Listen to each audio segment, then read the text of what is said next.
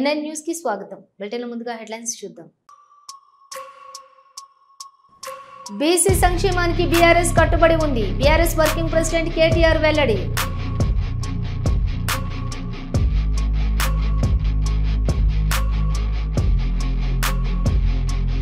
BJP నాయకులపై అక్రమ కేసులు పెడుతూ భయభ్రాంతులకు గురి చేస్తున్న పోలీసులు. తెలంగాణ బీజేపీ ప్రెసిడెంట్ రామచంద్ర ఆగ్రహం.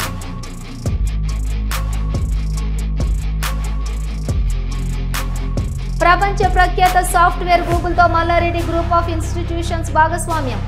రాబోయే రోజుల్లో సాంకేతిక నైపుణ్యాలు, ఏఐ ఆధారిత విద్యా పద్ధతులు అందించబోతున్న మల్లారెడ్డి గ్రూప్. మాజీ మంత్రి గుడివార అమర్నాథ్ పై మంత్రి లోకేష్ సెటైర్లు. ఒక్క కంపెనీ అయినా రాష్ట్రానికి తీసుకువచ్చావా అంటూ ఆగ్రహం.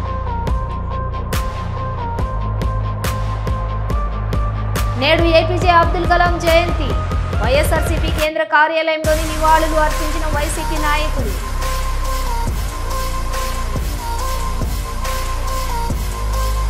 ఒకే రాష్ట్రం ఒకే రాజధాని, అభివృద్ధి వికేంద్రీకరణే ఇదే మా లక్ష్యమన్న మంత్రి నారా లోకేష్.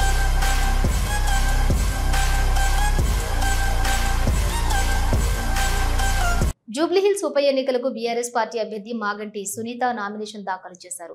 నామినేషన్ వేసేందుకు పార్టీ అభ్యర్థి మాగంటి సునీత, గోపీనాథ్ తో పాటు బీఆర్ఎస్ వర్కింగ్ ప్రెసిడెంట్ కేటీఆర్ మరియు ఇతర సీనియర్ నాయకులు, పెద్ద ఎత్తున కార్యకర్తలు పాల్గొన్నారు.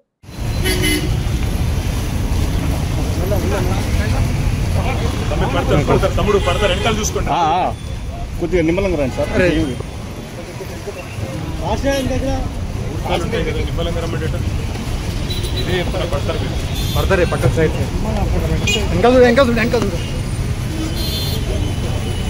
అన్న జూమ్ తీసుకో అన్న, ఇంకా కోసం అందరూ వస్తారు పడతారు లేకుండా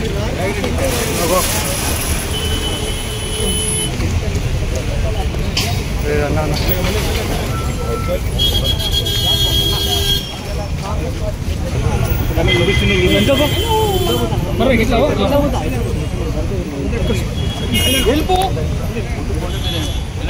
బాబు రోడ్ బాగాలేదు, దూరం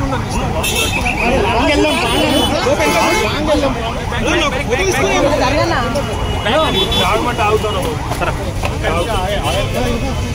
సార్ ఒకసారి డాక్యుమెంట్ ఉంటామా, ఒకసారి కుట్టుకోండి. కొంచెం దూరం వెళ్దాము, అక్కడి నుంచి నడుచుకుని వస్తారు. ఒకసారి బ్యాక్ రాదు,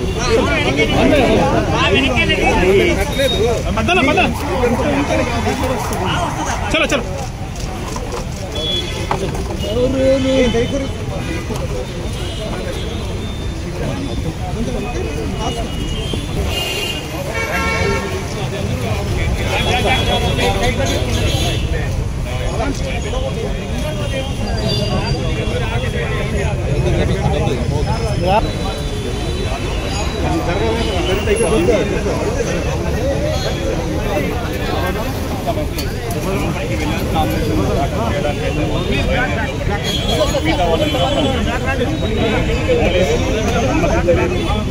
నామినేషన్ దాఖలు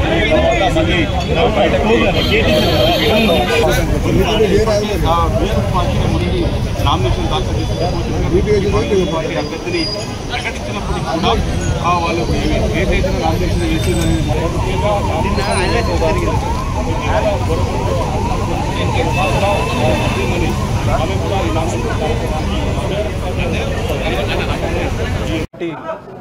అధ్యక్షులు స్వర్గీయ మాగంటి గోపీనాథ్ గారి అకాల మరణంతో ఏర్పడిన ఖాళీ వల్ల వచ్చిన ఉప ఎన్నిక, మరి జూబ్లీహిల్స్కి ప్రస్తుతం జరుగుతున్న ఉప ఎన్నిక.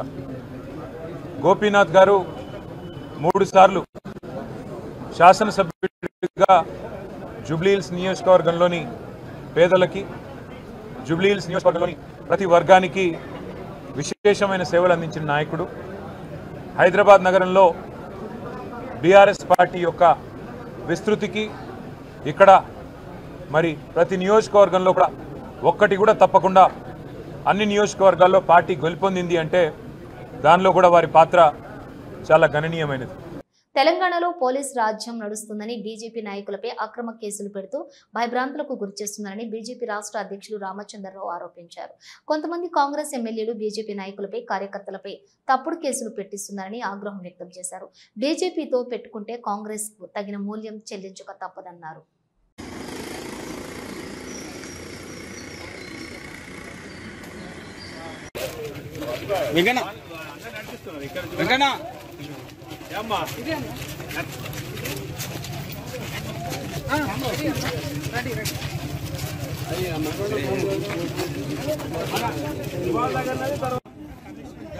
విషయం చెప్పే ప్రయత్నం జరుగుతుంది. అయితే ఈ అంశంలో మనం ఒకసారి బీజేపీ ప్రెసిడెంట్ కూడా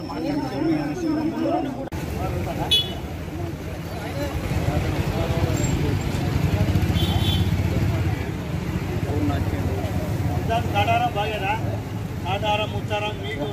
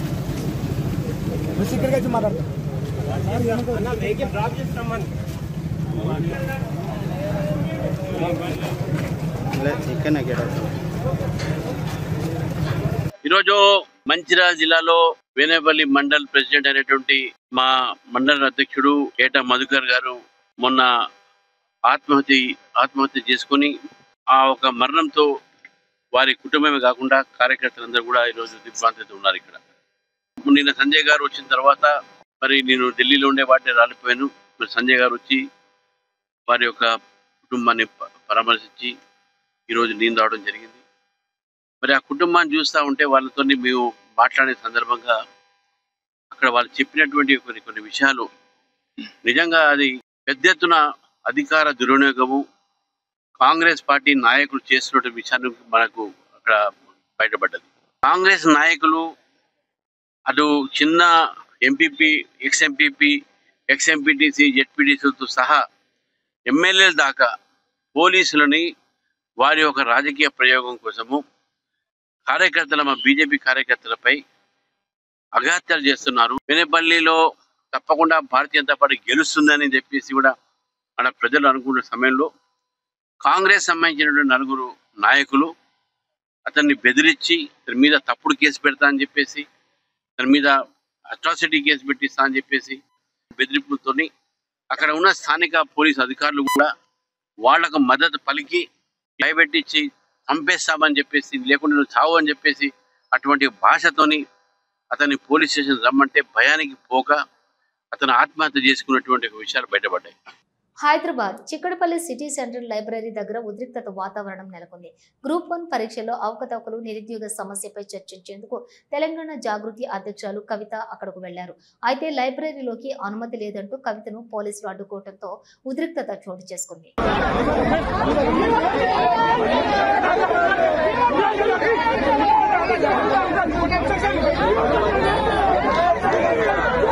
డీసీ సంక్షేమానికి బీఆర్ఎస్ కట్టుబడి ఉందని అన్నారు BRS working president KTR.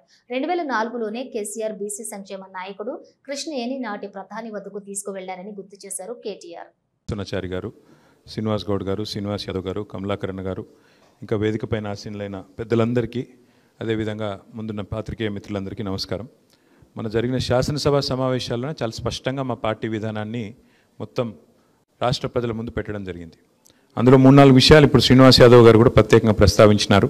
KCR గారి కమిట్మెంటు ఈ రోజుది కాదు, ఈనాటి కొత్తది కాదు.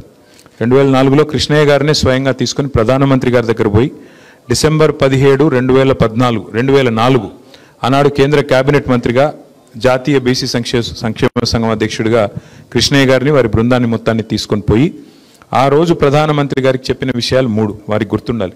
1, దేశంలో ఓబీసీ మంత్రిత్వ శాఖ పెట్టాలి. 2, జనాభాకు అనుగుణంగా రాష్ట్రాలకు రిజర్వేషన్లు పెంచుకునే వెసులుబాటు కల్పించాలి. 3వది, చట్టసభల్లో బీసీలకు రిజర్వేషన్లు కావాలి. ఈ 3 అంశాలను కూడా భారతదేశంలో నాకు తెలిసి కేసీఆర్ స్థాయిలో, కేబినెట్ స్థాయిలో మాట్లాడిన మొట్టమొదటి నాయకుడు కేసీఆర్ గారు కేంద్ర కేబినెట్ మంత్రిగా. 2వది, సరే తెలంగాణ రాష్ట్రం ఏర్పడ్డ తర్వాత మా చిత్తశుద్ధిని మాటల్లో కాదు చేతల్లోనే చాటుకున్నాం. మార్కెట్ కమిటీలో రిజర్వేషన్లు కల్పించడం అయితే ఏమిటిది, అట్లాగే మొట్టమొదటిసారి అడ్వకేట్ జనరల్గా ఒక బలహీన వర్గాలకు సంబంధించిన బిఎస్ ప్రసాద్ గారిని నియమించడం అయితేనేమి, అట్లాగే 10 రాజ్యసభ సీట్లు వస్తే అందులో 5 సీట్లు మరి బలహీన వర్గాలకు కేటాయించుకోవడం అయితేనేమి, ఇట్లా ఎన్నో సందర్భాల్లో, ఒకసారి కాదు, ఇవన్నీ కూడా కేసీఆర్ గారు చేసిన విషయం నేను మీకు గుర్తు చేస్తూ ఉన్నా. అట్లాగే ఒకసారి కాదు, శాసనసభలో రెజల్యూషన్ ఈరోజు కొత్తగా కాంగ్రెస్ ప్రభుత్వం చేసింది ఏమీ లేదు. ఎందుకంటే శాసనసభలోనే 2 సార్లు తీర్మానం చేసి పంపించింది టీఆర్ఎస్ ప్రభుత్వం ఆనాడు. అట్లాగే 37% రిజర్వేషన్లు కల్పించాలని ప్రెసిడెంట్కు బిల్లు పంపించింది కూడా ఆనాడు. కానీ మేము వీళ్ళలాగా పబ్లిసిటీ చేసుకోలేదు, వీళ్ళలాగా మిద్దెలెక్కి అరుచుకోలేదు. అయినప్పటికీ మొన్న కూడా కాంగ్రెస్ ప్రభుత్వం డిక్లరేషన్ చేసినాము, మేము కామారెడ్డిలో పెట్టినాము, 42% రిజర్వేషన్ మేము కల్పిస్తామని చెప్తే దానికి కూడా ప్రభుత్వం వచ్చింది. కాబట్టి ప్రభుత్వంలో ఉన్న పెద్దలు మా పాలసీ కూడా అదే కాబట్టి అనుకూలంగానే మాట్లాడినాం, అనుకూలంగానే ఓటు కూడా వేసినాం శాసనసభలో. అయితే ఇక్కడ మీరు దయచేసి శ్రీనివాస్ యాదవ్ గారు చెప్పిన మాటల్లో మీరు ఎవరన్నా బాధపడి ఉంటే నేను మీకు విజ్ఞప్తి చేసేది ఒకటే, వారు ఆవేదనతో చెప్పినారు. వారు చెప్పిన మాటల్లో వాస్తవం కూడా ఉన్నది. మీరు ఒకటి గుర్తుపెట్టుకోవాల్సింది, జరగాల్సిన చర్చ కానీ జరగాల్సిన బిల్లు కానీ దేశవ్యాప్తంగా బీసీలకు లాభం జరగాలి అంటే పార్లమెంట్లో చేయాల్సిన పనిని శాసనసభలో చేసి మళ్ళీ నెపాన్ని ఇతరుల మీదకి తోసే ప్రయత్నం ఏదైతే ఇక్కడ కాంగ్రెస్ ప్రభుత్వం చేస్తున్నదో అది మంచిదైతే కాదు. అంటే తెలంగాణ రాష్ట్రంలోని మొట్టమొదటిసారిగా మల్లారెడ్డి గ్రూప్ ఆఫ్ ఇన్స్టిట్యూషన్స్ ప్రపంచ ప్రఖ్యాత సాఫ్ట్వేర్ గూగుల్తో వ్యూహాత్మక భాగస్వామ్యం కుదుర్చుకుంది. ఇది భారతదేశంలోని అతిపెద్ద డిజిటల్ భాగస్వామ్యంగా నిలవనుంది. దీని ద్వారా 50,000 మంది విద్యార్థులకు రాబోయే రోజుల్లో సాంకేతిక నైపుణ్యాలు, AI ద్వారా ఆధారిత విద్యా పద్ధతులు, ప్రపంచవ్యాప్తంగా గుర్తింపు పొందిన విద్యా సంస్థల సర్టిఫికేషన్ను అందించబడతాయి. టెక్నాలజీ పార్ట్నర్స్ కావడం అందరి అదృష్టం. గౌరవనీయులు మన తెలంగాణ గవర్నర్ గారు, అదే మాదిరిగా మా మిసెస్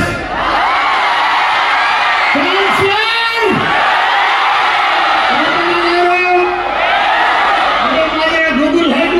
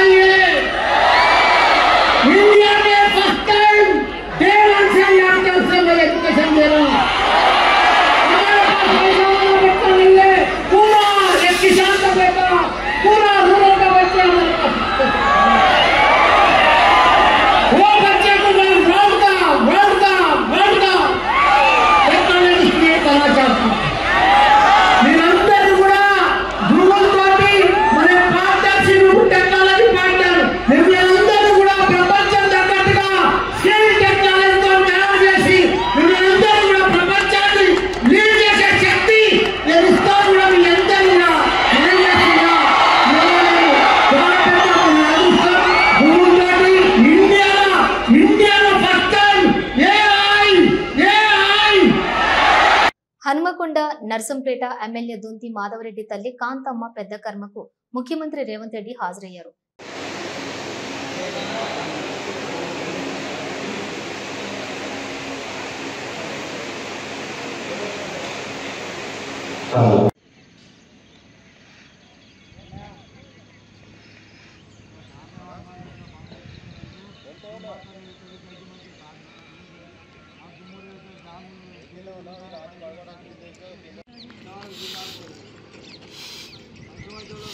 ఇక్కడ ఒకటి వెళ్తాడు, ఇంకోటి ఉంది కదా.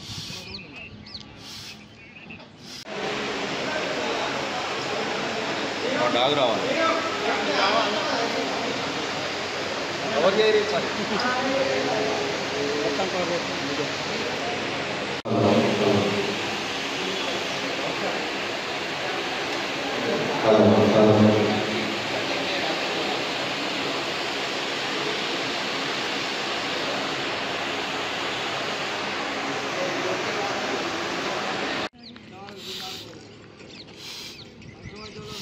ఇక్కడ ఒకటి వెళ్తాడు, ఇంకోటి ఉంది కదా.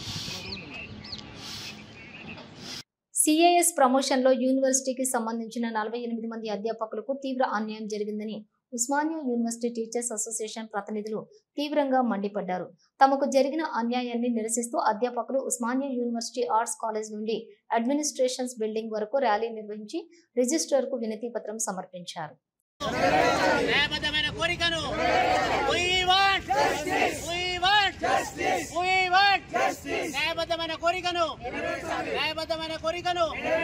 యూజీసీ గైడ్ లైన్స్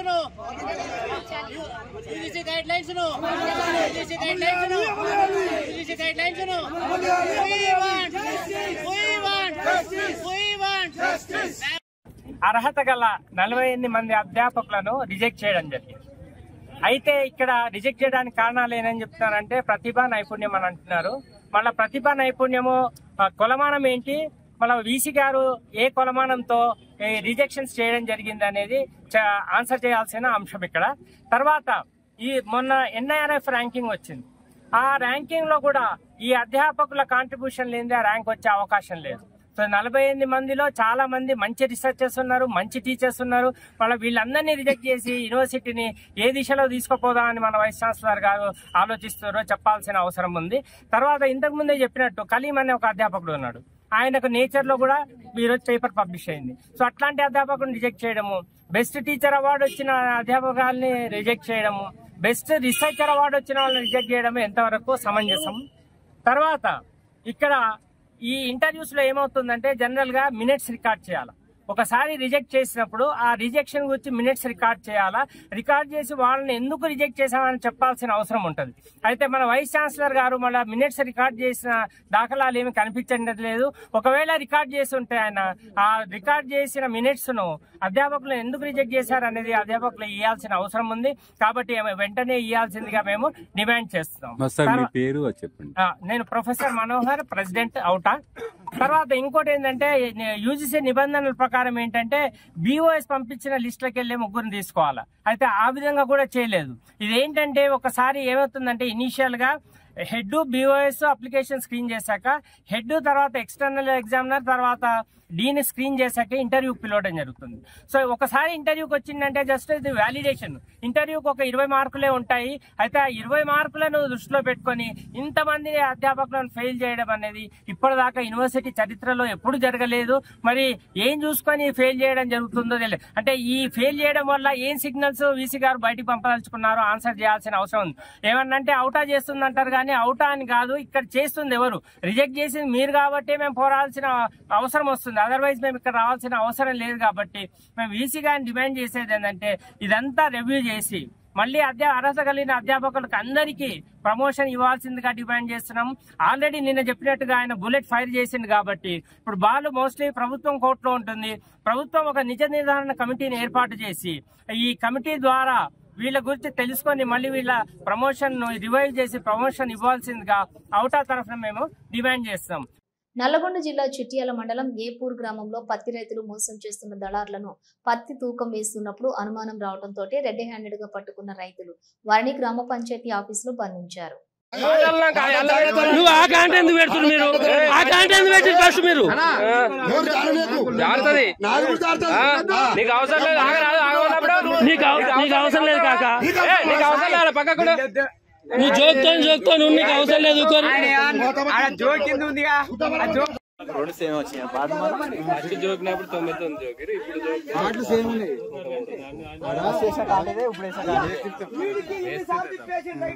పాటలు ఏం లేవు ఈ కాట అది చూస్తే సేమ్ వచ్చినాయి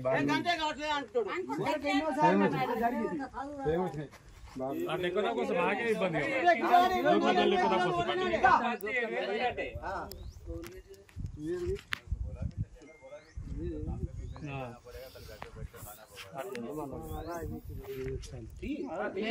తెలిసి లేవర్లే తీసేయదు కానీ లేదు లేదు మనమే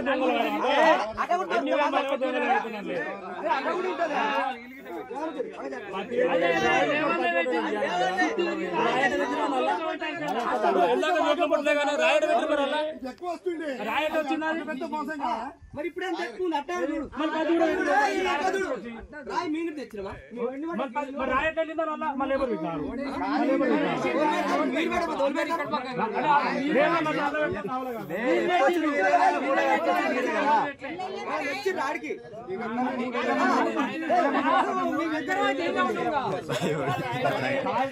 ఎలా ఫస్ట్ దొరికినప్పుడు అటు సైడ్ తక్కువ ఉంటే రాయి వేకిరేమో కానీ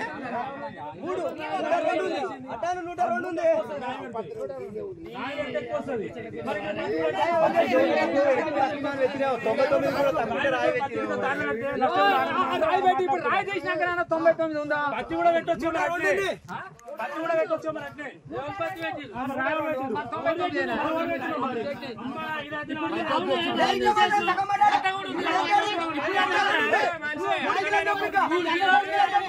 అవును బాగా ఇంకా లేవా ఇలాగో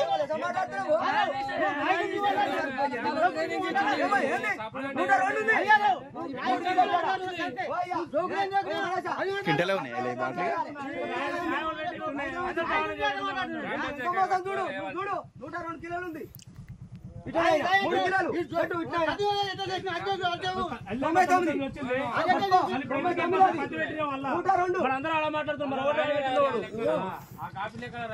మీ దగ్గర బాటిల్ ఇంటే ఉన్నాయా మరిగా 118 లేవు కాదమ్మా మూట లేవుగా ఓకే మీకే తక్కువ ఉంటే రాయి మీరే మర్చిపోయారేమో అదమ్మ మరి. మంత్రి పొన్నం ప్రభాకర్ గౌడ్ మీడియా సమావేశంలో మాట్లాడారు. ఆయన మాట్లాడుతూ ప్రధాని నరేంద్ర మోడీపై తీవ్ర విమర్శలతో విరుచుకుపడ్డారు. పురాణ్ కుమార్ అని ఐపీఎస్ అధికారి, అతని భార్య కూడా ఐఏఎస్ అధికారి, ఉన్నతాధికారుల వేధింపు భరించలేకపోతున్నానని చెప్పి 8 మంది పేర్లు రాసి తుపాకీతోటి కాల్చుకొని ఆత్మహత్య చేసుకొని వారం రోజులు దాడుతూ ఉంది.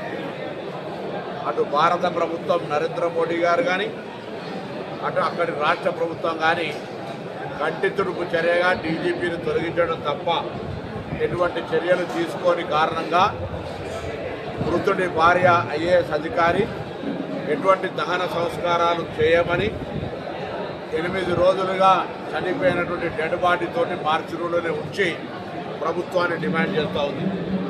ఇంత పెద్ద ఎత్తున ఒక దళిత ఐపీఎస్ అధికారి హైదరాబాద్కు సంబంధించినటువంటి పురాణ్ కుమార్ పట్ల ఇటువంటి పరిస్థితి దేశంలో జరిగితే దేశంలో ఐఏఎస్ ఐపీఎస్లకు డిఓపిటి మినిస్టరు ప్రధానమంత్రి గారి నేతృత్వంలో ఉంటే ఈ అన్నిటికీ బాధ్యత వహించాల్సినటువంటి కేంద్ర ప్రభుత్వము ఎవరు కూడా స్పందించక వివక్షపూరితంగా తన భార్య ఐఏఎస్ అధికారి పంజాబ్కు సంబంధించినటువంటి క్యాడర్ ఆమె వారం రోజుల నుంచి డెడ్ బాడీ పెట్టుకొని న్యాయం జరగాలని డిమాండ్ చేస్తుంటే కూడా పట్టించుకుంటలేరంటే ఈ ప్రభుత్వం యొక్క విధానము, నిర్లక్ష్యము, దళితుల పట్ల అవలంబిస్తున్నటువంటి విధానం పూర్తిగా స్పష్టమవుతా ఉంది. ఇది దురదృష్టకరం. నిన్న గౌరవ రాహుల్ గాంధీ గారు, దానికంటే ముందు 2 రోజుల ముందు మా ఉప ముఖ్యమంత్రి బట్టి విక్రమార్క గారు ప్రత్యక్షంగా వారి వైపు కుటుంబాన్ని కలిసి పరామర్శించి ఈ ప్రభుత్వాన్ని డిమాండ్ చేస్తూ ఉన్నారు. ఆ కుటుంబంకు సంబంధించినటువంటి పురణ్ కుమార్ గారు చనిపోతూ డైయింగ్ డిక్లరేషన్గా మరణ వాంగ్మూలం ఇచ్చి ఈ ఫలానా అధికారుల వేధింపుకు మాత్రమే ఆత్మహత్య చేసుకుంటున్నారు. మా లక్ష్యం ఒకే రాష్ట్రం ఒకే రాజధాని, అభివృద్ధి వికేంద్రీకరణ అని అన్నారు మంత్రి నారా లోకేష్. అనంతపురం, కర్నూలులోని పంప్ స్టోరేజ్ సిమెంట్ ఫ్యాక్టరీలు వస్తున్నాయని, చిత్తూరు, కడపలో ఎలక్ట్రానిక్స్ మ్యానుఫ్యాక్చరింగ్స్ ఎకోసిస్టమ్స్ గా తీర్చిదిద్దుతున్నామని తెలిపారు. 2019 నుంచి 24 మధ్యన ఒక ఐటీ మంత్రిని ఎట్లా ట్రోల్ చేశారో ప్రజలందరూ కూడా చూశారు. ఒక ప్రశ్న అడిగితే దానికి కోడి గుడ్డు గుడ్డు కోడి అన్నాడు. ఆయనకి ఏ అర్హత ఉందండి? ఆయనకి అసలు డేటా సెంటర్ అంటే ఏంటో తెలుసా? ఆయన ఏం మాట్లాడతాడు? అసలు ఆయన ఏం తెలుసు? ఆయన ఎవరన్నా సీరియస్ గా తీసుకుంటాడా? ఆయన మెసేజ్ పెడితే ఒక్కడన్నా స్పందిస్తాడా? ఒక్క మీనింగ్ఫుల్ బిజినెస్ మెన్ స్పందిస్తాడా? ఆయన మంత్రిగా ఉన్నప్పుడు ఏం చేశాడు? వాళ్ళు గ్లోబల్ ఇన్వెస్టర్ సమిట్ అని ఒక చివరికి ఎన్నికలు ఇంకా ఓడిపోతున్నాం అనగా ఒక సమిట్ అని పెట్టారు. అప్పుడు ఒక electronic media national media person ఏమడిగారంటే, మీరు గ్లోబల్ ఇన్వెస్టర్ సమిట్ అన్నారు, చాలా సంతోషం, గ్లోబల్ కంపెనీల పేర్లు చెప్పండి ఏమేమి వస్తున్నాయంటే ఆయన ఒక్క కంపెనీ చెప్పలేకపోయాడు. మీకుంటే తెలియని వన్ కంపెనీ. మాకు సమ్మిట్ పెట్టాల్సిన అవసరం రాలేదు, ఆల్రెడీ తీసుకొచ్చాయి. ఇదిగో పార్ట్నర్షిప్ సమ్మిట్ పెడుతున్నాం, బట్ మేము ఏం సమ్మిట్ కోసం ఆగట్లే, యూఆర్ మూవింగ్ వెరీ ఫాస్ట్. మాజీ మంత్రి గుడివాడ అమర్నాథ్ పై విమర్శలతో విరుచుకుపడ్డారు మంత్రి నారా లోకేష్. అమర్నాథ్ ఐటీ మంత్రిగా ఉండి ఒక్క కంపెనీ అయినా సాధించాడా అని అన్నారు. 2019 నుండి 2024 వరకు ఆయన్ను ఎలా ట్రోల్ చేశారో మనందరం చూశామని, కూటమి ప్రభుత్వం వచ్చినప్పటి నుండి ఐటీ పరిశ్రమకు పెట్టుబడులు పెరుగుతున్నాయని అన్నారు నారా లోకేష్. మా లక్ష్యం ఒకటే, ఒకే రాష్ట్రం ఒకే రాజధాని, అభివృద్ధి వికేంద్రీకరణ. అనంతపూర్ని మొబిలిటీ వ్యాలీగా చేసి చూపించాం కియా మోటార్స్ వల్ల. నార్త్ అనంతపూర్, కర్నూలులో ఇప్పటికీ పెద్ద ఎత్తున రెన్యూబుల్ ఎనర్జీ పెట్టుబడులు వస్తున్నాయి, పంప్ స్టోరేజ్ ప్రాజెక్టులు వస్తున్నాయి. ఇంకో పక్కన సిమెంట్ ఫ్యాక్టరీ కూడా మనం చూస్తే కొన్ని క్లియర్ చేసే కొత్త ఫ్యాక్టరీలు వస్తున్నాయి. ఇంకా 5-6 సిమెంట్ ఫ్యాక్టరీలు తీసుకొస్తాం. చిత్తూరు, కడపకు వచ్చే పెద్ద ఎత్తున ఎలక్ట్రానిక్స్ మ్యానుఫ్యాక్చరింగ్ ఎకో సిస్టమ్గా తీర్చిదిద్దుతున్నాం. అనేక పెట్టుబడులు కూడా ఇప్పటికీ వచ్చినాయి. నెల్లూరు జిల్లా మీరు చూస్తే శ్రీ సిటీ గ్రేటర్ ఎకో సిస్టంలో కూడా అనేక పెట్టుబడులు ఈ ప్రభుత్వ అధికారుల వచ్చిన తీసుకొచ్చాం. ఎల్జీ ఎలక్ట్రానిక్స్ కూడా పెద్ద ఎత్తున పెట్టుబడులు అక్కడ నెల్లూరు జిల్లాలో కూడా పెడతాం జరిగింది. ఇప్పటికీ 50% భారతదేశ ఎయిర్ కండిషనర్స్ మనం తయారు చేస్తున్నాం. డైకన్, బ్లూ స్టార్ ఎక్స్పాన్షన్కి వెళ్తున్నారు, ఎల్జీ పెట్టుబడులు పెడుతున్నారు. దీనివల్ల అది దాదాపు 80% వెళ్ళే ఆస్కారం ఉంది. ఇంకో పక్కన మీరు చూస్తే స్కైరు, ఇండియా స్పేస్ ఎక్స్ అంటే శాటిలైట్ లాంచ్ చేసి ప్రైవేట్ సంస్థకి 300 ఎకరాలు, ఎకరం 5 లక్షలకి ఇచ్చారు. ఎకరం 5 లక్షలకి ఇచ్చారు. ఎందుకంటే మన దగ్గర ఒక స్పేస్ సిటీ కట్టాలి, అది చేసాము. ప్రకాశం జిల్లాలో మీకు తెలుసు రిలయన్స్ ఇండస్ట్రీస్ పెద్ద ఎత్తున కంప్రెస్ బయోగ్యాస్ పెట్టుబడులు తీసుకొస్తున్నాయి. ఇప్పటికీ లీజ్లో వాళ్ళకి భూములు కూడా ఇచ్చాం, ఆ వర్క్ స్టార్ట్ అవుతుంది. కృష్ణా, గుంటూరు వచ్చగల అమరావతి కాకుండా క్వాంటమ్ వ్యాలీ ఇక్కడికి వస్తుంది. జనవరి నుంచి క్వాంటమ్ కంప్యూటర్ అమరావతికి వచ్చి క్వాంటమ్ సంబంధించిన ఎకో సిస్టమ్ ఒకటి తీసుకొస్తున్నాను. ఉభయ గోదావరి జిల్లా ఆక్వా ఆల్గరిథం దాన్ని కూడా పెద్ద ఎత్తున ప్రోత్సహిస్తున్నాం. డిఫెన్స్ సంస్థలు కూడా అక్కడ తీసుకొస్తున్నాం. డైవర్సిఫైడ్ ఇండస్ట్రీస్ కూడా అక్కడికి వస్తడం జరుగుతుంది. ఇంకా ఉత్తరాంధ్రకు వచ్చేగల చాలా పెట్టుబడులు వచ్చినాయి. Arcelor Mittal, India's largest steel plant. Google, India's largest data centre eco system ఒకటి బిల్డ్ చేస్తున్నాం. టీసీఎస్, కాగ్నిసెంట్, ఎక్సెంచర్, అదేవిధంగా మన బిల్డింగ్స్ కట్టే రియల్ ఎస్టేట్ డెవలపర్స్ కూడా సాలాపురే, సత్వా, రహేజాస్తో కూడా మారుతున్న వాళ్ళందరం తీసుకొస్తున్నాం. మెడికల్ డివైసెస్ మ్యానుఫ్యాక్చరింగ్, ఫార్మా సంస్థలు, ఇట్లా అన్ని ప్రాంతాలని సమగ్ర అభివృద్ధి చేసి